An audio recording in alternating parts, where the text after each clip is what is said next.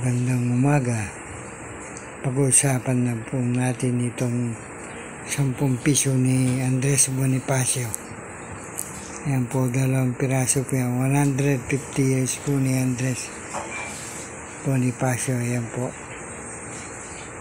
Sa inyo, 10 piso. 150 years.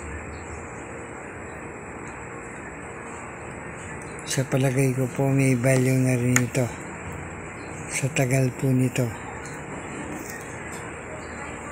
2 piraso ni Andres, 10 piso. Andres Bonifacio.